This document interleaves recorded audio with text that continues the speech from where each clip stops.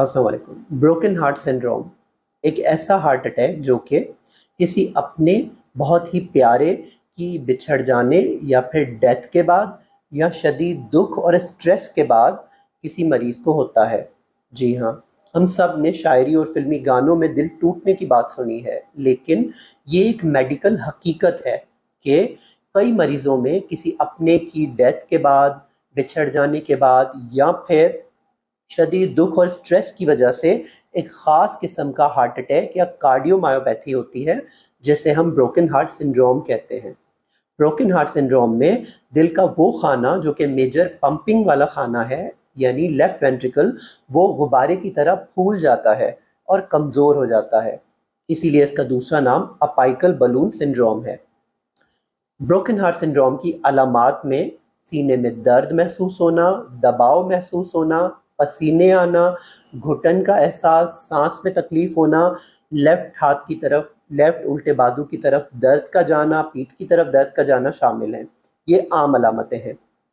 ان علامتوں کے ساتھ جب مریض ہمارے پاس آتے ہیں، ان کی ای سی جی کی جاتی ہے تو ای سی جی میں میجر ہارٹ اٹیک کی تبدیلیاں ہوتی ہیں، چینجز ہوتے ہیں۔ ایسے مریضوں کی جب اینجیوگرافی کی گئی تو ان کی دل کی شریانیں یا ویسلز بالکل کلیئر تھیں، یعنی ان کی شریانوں میں، کورنریز میں کوئی بھی پلاک، کولیسٹرول کی ڈپوزیشن، کچھ بھی پایا نہیں گیا۔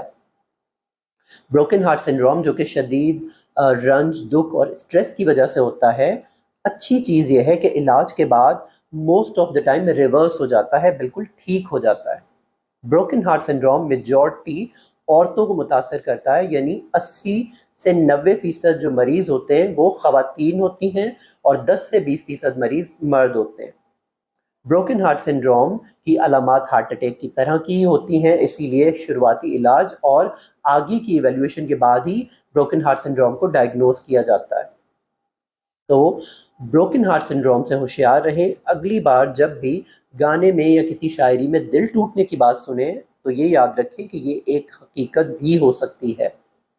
بروکن ہارٹ سنڈروم سے ہوشیار رہیں، اپنا اور اپنے پیاروں کا خوب خیال رکھیں، خوش رہیں، صحت مند رہیں۔ اللہ حافظ۔